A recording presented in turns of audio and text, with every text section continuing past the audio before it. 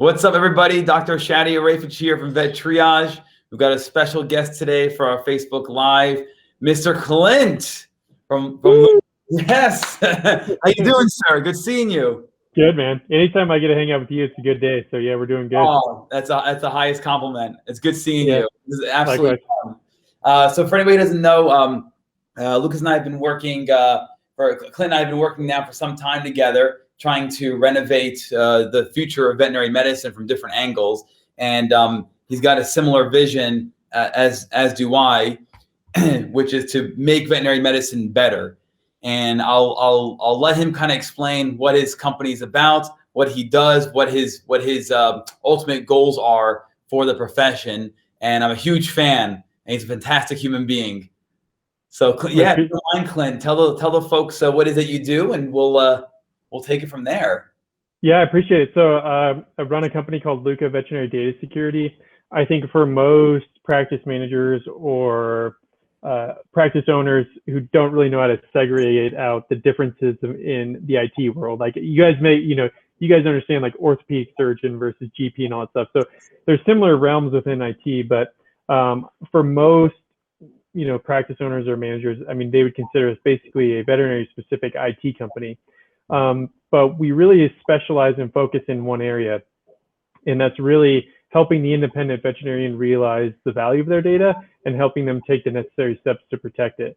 So I always like to use the analogy. I have a small dog. Well, I used to have two small dogs, but I had Yorkies, and our veterinarian used to always tell us, make sure you clean their teeth, right? At least once a year, maybe twice a year, because cleaning their teeth has this like downstream effect on their overall health, and it can really help in maintaining a better quality of life form. So if we look at cybersecurity and data protection within the scope of IT, it's kind of very similar. If we focus on shoring up our cybersecurity and data protection issues, making sure we have good backups in place, good disaster recovery planning, all that stuff, it has this downstream effect on the overall health on the IT within the practice, so that you can hopefully reduce your overall costs and be better prepared and plan for any technology needs within your practice. So it sounds like, if I'm understanding correctly, that veterinary clinics and hospitals are prone to folks who have maybe bad intents in terms of cybersecurity. Yeah. So I think I would love to say that this was my own analogy, but the AVMA just released a cybersecurity PLIT insurance, and they had given this report, or they had given this presentation. And in the presentation, they used the analogy, which I thought was really good, is that cybersecurity is like a waterfall. So a waterfall looks for the path of least resistance, right? It kind of flows down, and where can the water go is its easiest path.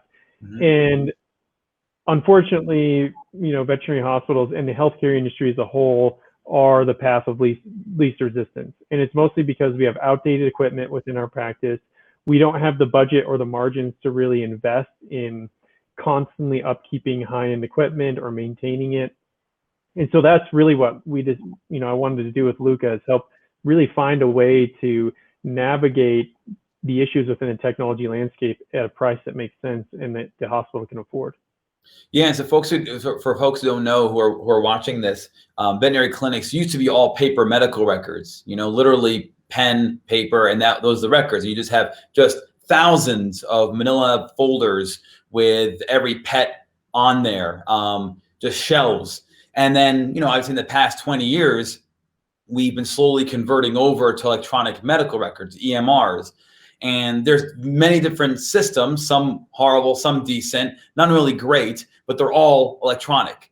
And because of that, more and more clinics now sort of overlook the fact that they have to protect themselves from folks who want to steal whatever is stealable. Now, there's still plenty of clinics on the globe that use paper, but for the most part, those that are trying to be more progressive or have been progressive have EMRs. They've been using them for a long time, and there's not a single talk about cybersecurity measures being taken. No, and what's interesting is I was talking to one of my friends over at Pet Desk, and he gave me this great analogy where he's like, well, if you look at the end of the day, if a practice owner has the idea of eventually exiting the practice, what are they really selling at the end of the day? Sure, they may be selling the equipment and some of the other stuff, but really they're selling that client record set, right? So what's your practice going to be worth at the end of the day if that client database is empty? And so one way that I look to help protect that data is we built out what we call the Lucca Data Vault. And so we essentially if you're using a local server-based practice management system like Cornerstone, Avamark, Impromed, whatever, we actually replicate your entire infrastructure in our cloud. And so and it happens every hour. So what we call this is a technical term, but our RPO is our recovery point objective. So how much, in the event of a major loss or ransomware attack, how much data do we lose? Worst case scenario is we make a snapshot at 1 o'clock and you get hacked at 1:59 p.m. So we lose 59 minutes worth of data there, which is pretty good considering most practices back up maybe once a week, once a day. We're actually dealing with a practice in Arizona that, they got hacked last November. They were using I think they're using the Avamark Guardian service, and they're still to this day trying to figure out how to import all their old data back in. So it's been 4 months and they're still not live. Wow. If we look at the other piece of that, we call it our RTO, which stands for recovery time objective. And with that is how fast can you get up and running? And so we basically deploy a little icon on the reception desk, the tech station area, practice manager. So if the server goes down and we can't recover it, say within an hour or whatever, you double click an icon and you're running your environment in our cloud with the data from the last backup. So you can be back up and running in a matter of minutes. Wow. That's impressive. We're going to be getting questions here coming in. We have one from Sandy in Texas. First of all, I hope, Sandy, you're staying safe with that crazy weather going on. So Sandy has 2 questions. What is the risk of a breach as a pet owner? And why is this important to me as a vet client? Ooh, interesting. Yeah, I mean, you start to get into stuff like the CCPA and GDPR, which we're seeing come down. So for people that aren't familiar, the GDPR is a General Data Protection Regulation that rolled out through the UK and Europe. California followed suit with the California Consumer Protection Act. Basically, anything that's PII, so personally identifiable information, the local hospital has to take reasonable steps to protect that data. So let's say you're going to a hospital and this is kind of a really extreme example that I like to use, but we'll use like the fake rich life example, right? Like, so you have somebody that's living on credit cards, they drive a nice car, they're trying to uphold this like very wealthy looking lifestyle. Now imagine a hospital gets, hacked, all of the client patient data information. They're like, hey, if you don't pay us X amount of money, we're going to release this onto the open market. They release the market on all the pet parent history. They start reaching out to all your friends and contacts like, hey, here's so-and-so, their pet has diabetes, and they decide to put their animal down versus giving them a treatment because they couldn't afford the cost, right? And so what does this do from like a social perspective, kind of releasing, how you're treating your animal, what you're doing. So that's a kind of an extreme example, but I think from a legal standpoint, with the CCPA and other states like South Dakota, New York, Massachusetts, these other states taking, kind of mirroring these forms of data protection, we're seeing that the hospital becomes more liable to protect your information, anything that's personally identifiable. So any way I can single you out. So if I can pull your address, email address, and name, that really narrows it down and defines a specific individual. And so the hospital has to take the necessary steps to protect that data. 100%. Wow. And I'm sure that if a hospital gets hacked, I guess, is that the appropriate word? Get their data stolen. I'm sure it can, level the clinic, right? I mean, they must have to shut down. That's your entire business is the EMR. So exactly. Yeah. Just have to just basically, for lack of a better phrase, reboot.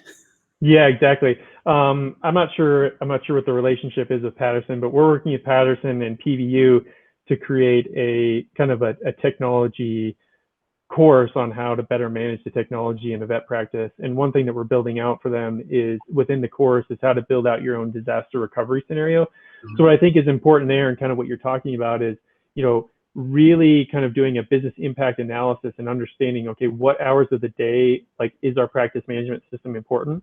I'll tell you, most practices are going to be like, if I ask them, can you be down for a half a day or a day? Absolutely not, right?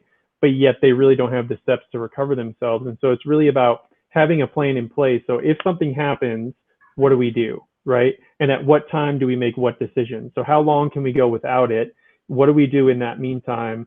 And then if we can't, if we get to a point where we can't recover the local server or whatever, what are our next steps and how do we implement that? And so I think it's one thing that unfortunately most veterinarians never think about, is that they rely on that practice management system or that EMR, but they don't know what they would do if they ever lost it. Mm-hmm. Oh, for sure. Yeah. I mean, I've been doing this for 15 years, a veterinarian, and before I met you, I never heard about this.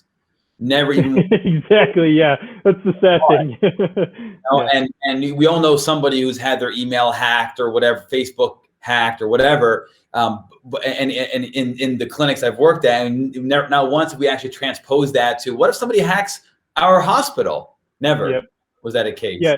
I mean, that's a great segue to the person that, that emailed in about being a pet parent. What we see a lot, and it's probably the most frequent, we've actually just seen an increase in spike in this sort of attack, and had a couple people come to us that we've had to, or a couple practices come to us that we've had to help get out of the scenario, but where they hack the email account and then they start sending fake invoices to all your customers saying, hey, we never charged you for that dental, or hey, we forgot to charge you for the exam fee. And then it links to a fake payment system. Well, it's not fake because they're getting the money. A lot of times it's linked to like, a Swiss bank account, but people don't know how to look to see if it's legit or not. It's coming from the practice's email that they're used to communicating with. And so they start paying, money that they actually don't owe, and it's going to a hacker. And then now the practice manager or the owner is left trying to like, okay, what do we do? Do we refund all these people? It wasn't us, but it was us because we got hacked and we just didn't have the right protections in place. That's wild. Another question here. From my brother, Paul. What's up, Paul? Yeah. He asks, can you share information from one vet hospital location to another? Yes. Each state is a little bit different. The AVMA has a great chart to review, like it breaks down how that works. Generally, the rules are more within regards to the practice having to release those records, because it's interesting from a legal standpoint as to whose records they technically are and who owns that data. And there's a lot of gray area based on the state and the location that you're in. But yes, generally, hospitals can share information without without running into any sort of data issues. The issue generally comes up if the practice refuses to, say, send the health records to another GP because the person is switching, GP doctors, and the other GP doesn't want to lose the customer. So that's kind of more where the issues arise. And then there's generally time frames that you have to release those records within X amount of time, et cetera. So I just want to clarify for folks, because I'm interpreting when you say data or data, I'm interpreting that as being anything that is part of a medical record that's electronic, and also that part, but also the client information, address, credit card, whatever else. Is that when you say data, is that what you mean? Is it those things? Yeah, it's generally pretty. I mean, the hard thing about data right now is that there really aren't a lot of laws and regulations outside of human health, right? Which with regards to HIPAA. So it's kind of the wild, wild west, which makes it really scary and unfortunate for a lot of, and in this case, veterinary practice owners, because a lot of them are kind of paying for services but don't realize that their data is being sold out the back door. And so really, there are a number of companies and organizations that don't survive without that business model. So it's like, are you okay with all of your client records, your entire financial information, everything that they're scraping out of your practice management system being sold on the back end and aggregated to maybe sell you a service, understand how to, maybe it's being sold to a veterinary consultant who's looking at, okay, here's the practice in the area that you want to open a new practice. We can tell what they're doing, what's their revenue, what's their average transaction per customer. Should we come in and build another hospital there? So, that's another thing to consider, but generally, yeah, it contains really anything, right? Like any data point is, yeah, it's the wild west, for lack of a better term. That is wild. Wow. Okay. Okay. Let's see. Another question here from Lisa. Should I always have a copy of my pet's records digitally with me on a device? And do vets provide this? Some of them do. So like, if there are some app services out there that if the veterinarian participates, you can communicate and you can get copies of the medical record. Me personally, I generally do, like, especially having a senior dog that we're dealing with, like a liver mass, and Dr. Shadi helped us with an eye issue that we had the other day on a Saturday morning. Oh God, what do we do? Yeah, I mean, I generally like keep copies of like the blood work and a lot of that other stuff, just so it's easier for me to forward off to some of the other specialties that I might be working with, and I don't have to wait on that delay. But generally, I mean, as a whole, I mean, veterinarians are awesome. I mean, I think it's one reason I love the industry so much is that DVMs are amazing people. They're incredibly compassionate. Really, they just want to focus on, most of them really, I would say 99% of them that I've interacted with really just want what's best for the animal or the patient. And so they're going to be willing to share that medical information. It just kind of comes down to, do you, personal decision. Do you want a copy of that? Do you want to be able to easily share that information? Are you interested in the blood results? Like, do you really care to know if your SDMA levels are going up, or your BUN or values, creatinine levels are up? Where were they at last time? Do you like to compare that kind of data? Then I might ask for copies. But from a legal perspective, you generally don't have to have them. At least that should matter in any way. I'm not sure if that answers the question. Yeah, I mean, I'll add to it. I mean, so first of all, in regards to transferring records from one hospital to the other, or anything electronic, we do it all the time as veterinarians. If a general practitioner wants to send a case to a specialist, the specialist is going to ask for those records, and without hesitation, the veterinarian is going to send those records over, usually by email. Once in a while, they'll upload the records onto a CD and then burn it on a CD and then give that CD or to the fax for some reason. I have no idea why faxes are still so popular in the vet hospital. Yeah, occasionally you have faxes. I mean, I think more and more hospitals are getting rid of the fax machine altogether, but they occasionally have them. Sometimes you have clinics that they're just not up to being technologically advanced, and they're still using paper records. They still have fax machines. So it does happen, but I am seeing much less use of fax machines, and I'm seeing less fax machines even being physically at a hospital. Yeah. Less people are using them, but we'll send records all the time without any question. And so there's that part of it. And then as far as Lisa's question, having the records with you, the problem with not having records with you ahead of time is that there are some clinics, especially the smaller ones, they don't have the manpower to fulfill your request that day when you want the medical records. So if your pet has an emergency and you're going to see an emergency hospital and you call your general practitioner, your family vet, to get records over, and they're busy, a lot of times all their staff are being pulled in different directions. The receptionists are acting like technicians. The technicians are in the OR with the vet. One person who's an assistant is answering the phones. They don't know how to send records over, and you're asking for them right now because your pet is on the way to an emergency hospital and they just can't. So it's good to have these things ahead of time. And the best time to ask for the medical records, in my opinion, is when you check out that day. When you check out of the clinic that day and you don't foresee yourself going to the clinic anytime soon unless there's an emergency, while you're checking out, ask to have your records emailed to you. And that's it. And now you've got them. It's done. Now, some clinics, because paperwork piles up, and this is part of one of the many things in the culture we're trying to improve. The doctor, by the time you've asked for the record, they haven't even written the record yet or typed up the record yet. It could take them weeks or months to write up a record. So it's good to ask ahead of time that you want the records. That veterinarian who may be 6 months behind on paperwork can then put yours on top of the pile, electronically speaking, and type them up first and then send them to you because you're requesting them. The other folks who are not asking for those medical records, if they're behind on the doctor updating those records, they're not going to make that a priority until you ask for them. So There's many different examples I can give as far as why it's good to just get your records ahead of time. But ideally, at the time of checkout, you should probably ask for your records for sure. Yeah, that's a great thought. I'd never actually thought about it. And even as a pet owner, I think that's a great thing to do. Yeah, we see it all the time, and then clients get frustrated that I asked my vet a week ago, and they're not they're not getting my records to me, and well yeah, that's not because they're lazy, they're just staffed, they're overworked, they don't have the time to update the medical records and then have somebody email them to you and make sure you receive them, make sure they didn't go to your spam or your junk folder, or make sure something didn't happen on the transmission end of the vet clinic, or make sure they didn't get hacked and they don't even know. Exactly. Yeah. They don't have a man in the middle who created all these email rules where everything in your inbox is just getting automatically deleted, so you don't see that they've hacked your email account. I mean, the possibilities are endless for what can go wrong during what seems to be what should be a very seamless transaction. Exactly. Yep. That's involved with this stuff. Just something as simple as trying to send an email out with some medical records in there. Exactly. Sure. Yeah.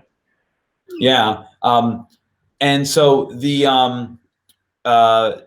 you want to, for the interest of those who are here who want to learn more about pets, do you want to go into your dog's liver issues and then? Sure. Yeah. More than happy to talk about it. Yeah. I had another dog that had TCC that we went through, and actually, I think one thing that I'm really happy about is that it wasn't the cancer that ended up getting him. It was just his kidneys. Old man, small dog Yorkie kidneys that it ended up shutting down. So yeah, more than happy to talk about it. I love to talk about it. And I am actually very fascinated with the whole medical world. I am not a doctor, but I am very fascinated in the treatments. And I actually sit on the board for the Rocky Mountain Veterinary Medical Reserve course here in Colorado. So yeah, I'm always trying to learn more about what's going on. So yeah, I'm happy to talk about it.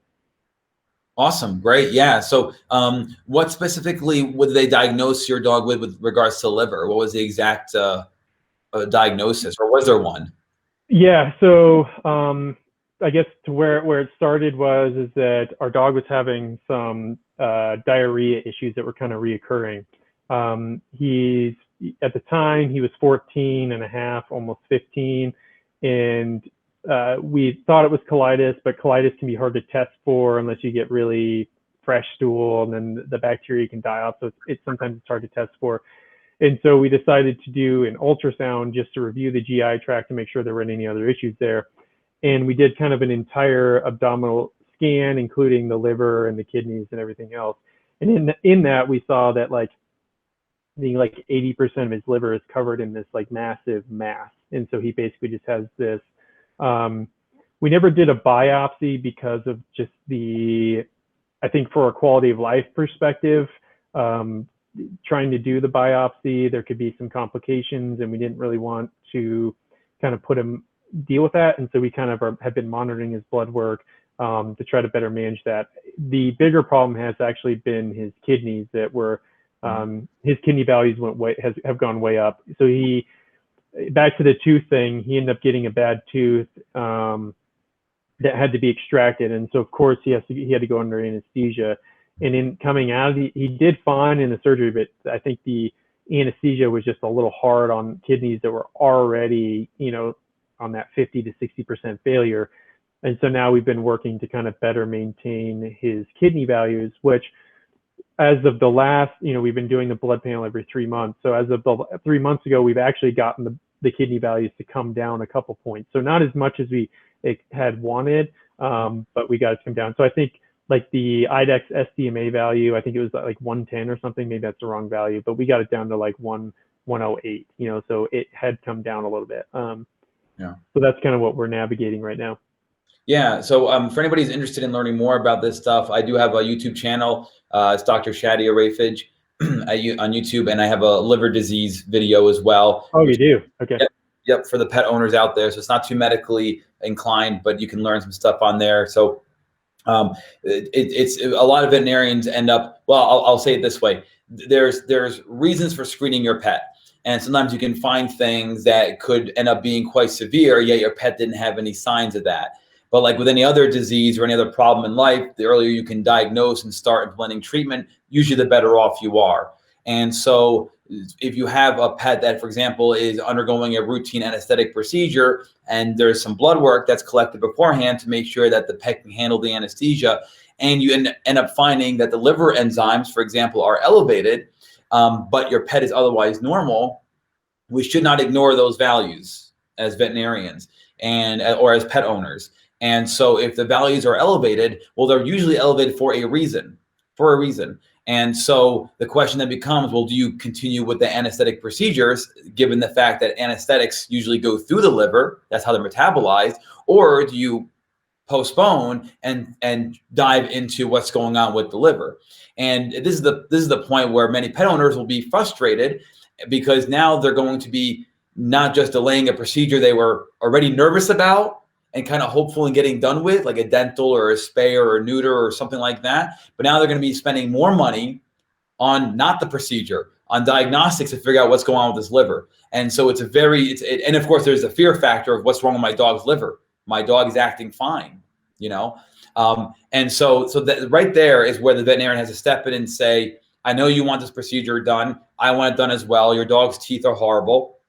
However, the liver values are elevated, maybe benign, maybe serious. We need to look into it more, especially considering the anesthesia goes through the liver. And if we find something now that's wrong with the liver, this may change the entire course of your pet's life, depending on what this is. So yeah, what's interesting about this in this case is that the liver enzyme was high enough to suggest like a mild infection, right? Like he was like fighting something. And so what's interesting is our vet thought that it was like, well, maybe it's it could be this colitis thing, not too sure. And then it was interesting because then we do the ultrasound and then we find out like over half of his liver is covered in a mass. There's a reason for that. So we know from experience and from studies that the level of elevation of liver values does not necessarily correlate to severity of disease. So the question you might say is, well, if my dog's liver is 80% covered by liver tumor or growth, well, how come the liver values were not very high? And so the question is, the answer is this: these liver enzymes have to come from somewhere, and they're coming from inside the liver cells. The liver is made up of many liver cells.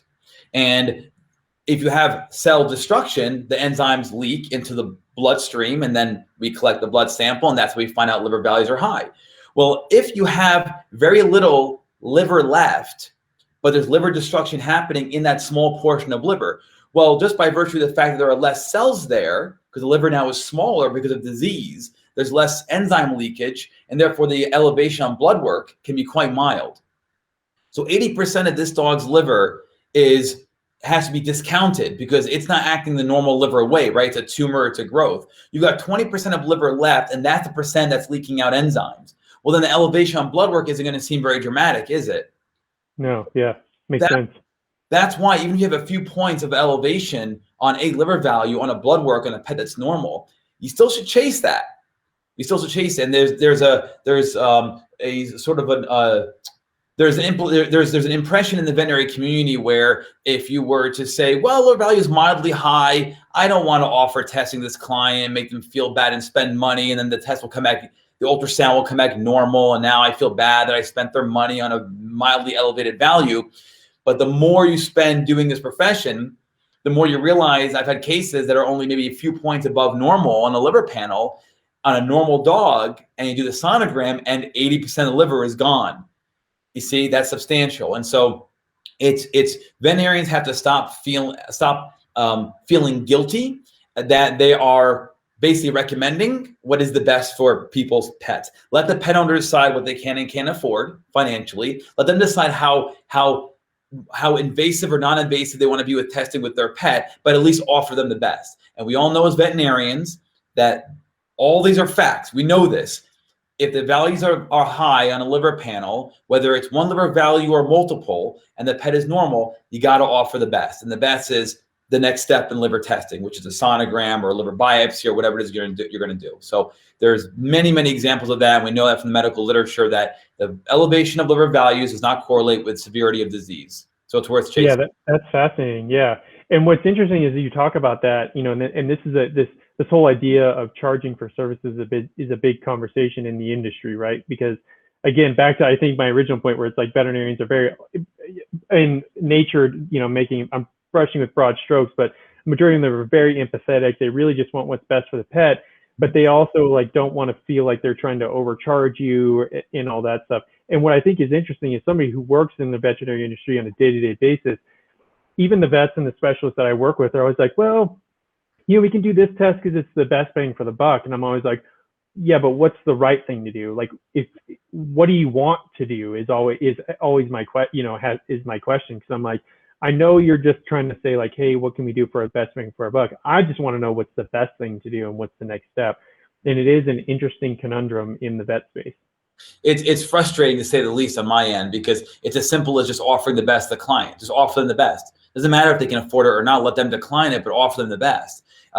And so I actually have written articles on this. If you go to the VetTriage.com, we have a blog section, and I have plenty of publications there, as well as many in my Instagram, Dr. Shadi Ireifej on Instagram, and then of course VetTriage Instagram, of blogs that I've written and published. And one of the more recent ones is veterinarians judging people. And this to me touches upon that, where we look at a client and or the family or whatever, and we kind of make judgments, say, well, they're not really going to want to do this test. They can't afford it. I'm not going to even offer it because why bother, and it's not right to do it. And so I'm quite adamant about that. And I think I think what you said is fantastic. You know your financial status, you know what you can and can't afford, but you still want the option of saying no, but you want to be given the options that are considered the best options. Yep, exactly. Yeah. And a lot of times, you're leaning on the advice of that professional, right? To say like, well, what should we do? Right. Yeah, absolutely. That's great. So hopefully that gets some insight to folks about liver disease. I want to also have Clint talk maybe a little bit about this, podcast that you have. Oh, yeah. Yeah. So, if you're interested in, Dr. Ireifej, we had a great conversation. The podcast is called The People of Veterinary Medicine, and it's all about finding amazing people doing amazing things in vet med and telling their stories. So it's not about technology. I'm not trying to give business advice on how to better manage your technology. What it really is kind of a separate passion project. While my company does fund the project, it's more of a passion project just to really tell the amazing story of amazing people doing amazing things in vet med. That's awesome. Yeah, I encourage anybody who listens to the podcast to find it. How can they find your podcast, Clint? Yeah, it's on all the major podcasting services: Apple, Spotify, Stitcher, you name it. Just search for The People of Veterinary Medicine, and you'll see a picture of me and my 2 Yorkies. Well, unfortunately, we lost one last year, but he's still in the picture. We got another question here. Let's see, Jeff from Minneapolis. Jeff is asking, how did Clint get into this field? Oh, they want a little bit more. Yeah, a little more detail. I fell into it. I just kind of fell into it, and I think it's a little bit heaven sent, for lack of a better term. I was working for another financial accounting firm, essentially a financial accounting software firm, and we had built out this entire cloud infrastructure. I was going to law school at the same time, and I was sitting on a board of a nonprofit called Victim Outreach with the district attorneys of my local county. And so at that point, it was, I was about to graduate. The company I was working with was selling, and I wasn't sure what I was going to do. I just so happened to come across a C-level position with another tech company in the vet space. And I just ended up falling in love with it. From there, I just became a member of different organizations like Vet Partners, and kind of got involved in the speaking circuit, and just now all of my best friends are in the vet space. So it's like, it's just where I was supposed to be, I guess. I didn't realize it. I mean, had you asked me, when I was a kid, hey, are you going to run a cybersecurity and data protection company in the vet space? I'd be like, no, absolutely not. But here I am. And I wouldn't change it for the world. Oh, sure. Yeah. I mean, if someone told me 5 years ago, hey, by the way, remember all that stuff you did to become a board certified surgeon? Guess what? You in 5 years. Exactly. Yeah. All those hours I spent studying for the bar exam, and here I am not even practicing law. So yeah, I know how that goes. I mean, something like that, that's funny. It's how life works, right? So the accumulation of things in the past that, you're striving for, all of a sudden kind of culminate into this one thing. And you're like, was this why I went through all of that? Is this the thing? And so we'll see, and actually I noticed you put the website up. It's actually lucca.vet. So it's www.lucca.vet.com. So if you go to luccavet.com, I should probably buy that. I don't know where that goes, but I should probably buy that domain actually. Yeah, I bet VetTriage, we bought a few that could maybe be typos or where we just bought. Yeah.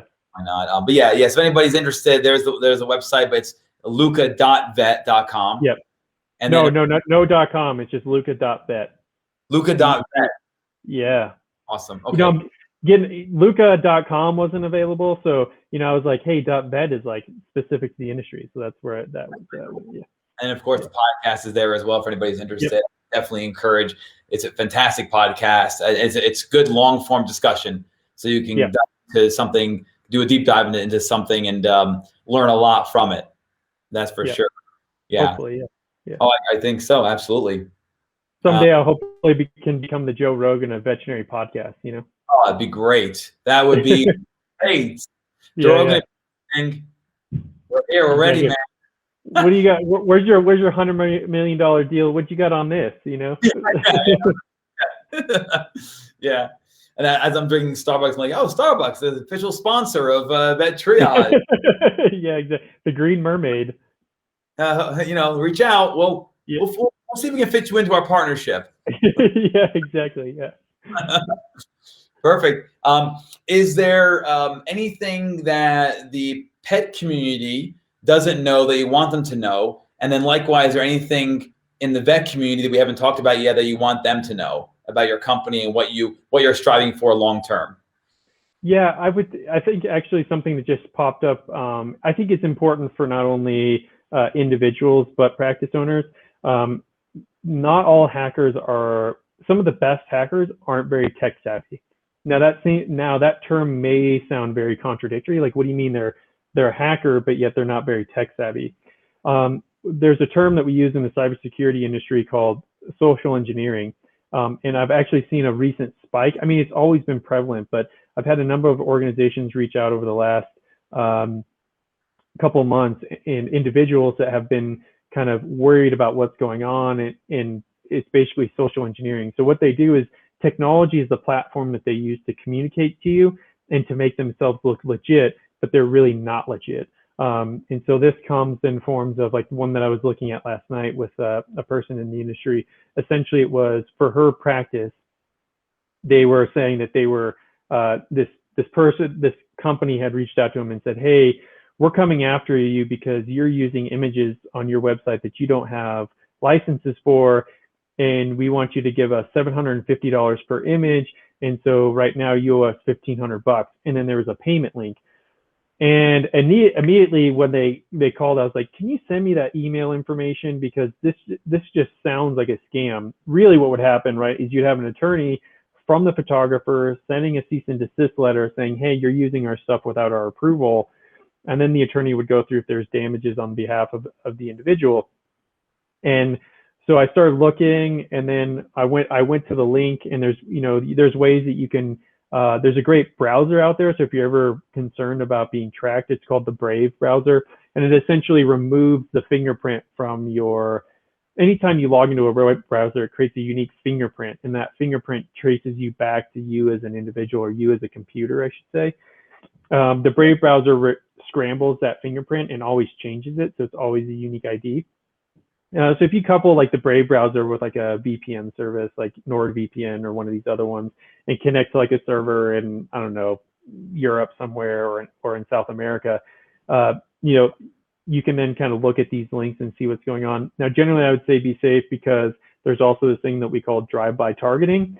So you could go, like the New York Times was hacked, I think in 2018, I think was the year, it was a couple of years ago. I could be wrong about the year, but essentially an ad brokerage service had sent them an ad that actually included malicious code, and over 250,000 computers were infected in a matter of 15 minutes once the ad went live, and before they could catch it and realize what was going on. So you do have to be safe, but those are a couple ways to help you be a little bit safer. But I went to the link, and then I saw it was linked to like a Swiss bank account. There was no details. It was just a dollar amount that they were wanting to get, and they were wanting you to enter your bank account information in order to pay, to like do an ACH transfer. So they're trying, not only they're going to get the immediate, the $1,500 straight out the door, but then they're going to get all your banking information and who knows, start writing checks for all sorts of stuff. So this idea that you have to be really good at computers, learn how to code and do all that stuff to send out, ransomware and all that stuff. While there is that whole side of it, this idea of just being able to manipulate people is very prevalent, and some of the world's best hackers, they accomplish it that way. There's a great podcast called The Darknet Diaries, and there's an interview with a person who was a social engineer who talks about what he would do. He's reformed, he's not doing it anymore, but he would talk about what he would do to just scam people out of hundreds of millions of dollars. Wow, that's remarkable, boy. Yeah. So when in doubt, especially when it comes to email, delete it, right? Or talk to somebody that you trust. They can help you out and review it and see, is this safe or is this legit? I mean, you helped me with my own email situation. Yeah, exactly. Yeah. I have to, Yeah. I mean, it's and he does it in a matter of seconds, whereas just looking at the email and reading it takes me an hour to figure out what this is, and he goes ahead and like 007 in a minute here. So very impressive stuff for sure. What's your long-term goal? If you had to pick the pinnacle of what of your company, let's say the one defining moment where you say, "Good, we did it. We're done here." What would be your goal? What's the idea? Yeah, I mean, I've always had the goal of being like NAVC Speaker of the Year. When you set those goals for yourself, I think that would be awesome. So, Eric Garcia, I'm coming for you. And Mary Gardner, you guys look out, I'm coming for you. That would be amazing. I just love the idea of educating and providing people value on the back end. So that's kind of always a life goal. I don't know, but again, I would maybe reach that, and I'm like, well, what's next? I think as far as my company goes, one goal that I've always had ever since I started working when I was 14, and I realized at an early age that there are a lot of organizations and businesses where you are just a number, right? And I think now we're seeing some change in the idea of really creating culture and really treating people like people and creating the environment for people to flourish. Like my good friend Josh Weissman, he's working to change that in the vet space and helping people really through Flourish Veterinary Consulting. But I really want to create an amazing place for people to work, where they feel valued, where they feel like they're giving back, and I'm giving them all the right conditions to really grow and blossom and be the best they can be. And whether that means that they work for me forever, or maybe they want to start their own business. I mean, there's nothing better than I would love for somebody to walk out the door and say to that next employee, like, you have to work here because these guys are amazing, and I'm going on to do my own thing, but without their help, I wouldn't be there. So I think that's probably where I really want to be at the end of the day. That's one of my bigger goals. Yeah. That's awesome. That's great. Yeah, that's definitely admirable. I think we can all agree that's a good call. Yeah, exactly. Yeah, it'd be great. I mean, give back. The more you give back, the more you receive. And so I'm just trying to give back as much as I can. Yeah, for sure. I think if I had to pick two goals for VetTriage, one would be relative specific to the company, where we basically become a household name like Uber or Amazon. We're the go-to for veterinary telemedicine, the gold standard, which we currently are. In comparison to what you consider, I guess, our competition, although we're not even on the same playing field, we're miles ahead of the competition. And so there's one goal there, but the long-term goals, I want the culture of veterinary medicine to improve. Less suicide rates, less turnover, less compassion fatigue. Veterinarians actually are enjoying being veterinarians and would encourage young people to become veterinarians. All these things are happening in our field, and that's just the tip of the iceberg. There's plenty of improvement here. Enhancing cybersecurity, making that a known factor. There's so many things here that we need to do to improve the profession. And I think that companies like yours and companies like VetTriage have that goal in mind. And it's more than just a business at that point. You're really trying to change a culture. So exactly. Yeah. And that's like my LinkedIn tagline, right? Like helping the independent veterinarian realize the value of their data and helping them take the necessary steps to protect it, regardless if they do business with us or not. At the end of the day, as long as they walk away and they know that they actually have data that's of value and that they should protect it, then I've done my job. Absolutely. Well, I think it's a good place to stop. Yeah, Clint? Awesome. Thank you for having me. Yeah, anytime I get to spend with you is a good day. So thank you for having me on. The best, man. Let's do this again, either on your Yeah, podcast for sure. or another live. Everybody, that's Clint from Lucca Veterinary Data Security, www.lucca.vet, the People of Veterinary Medicine podcast. And I'm Dr. Ireifej from VetTriage. I'll see you in the next one. Awesome. Peace, love, and plants, everybody. Bye. Bye, everyone.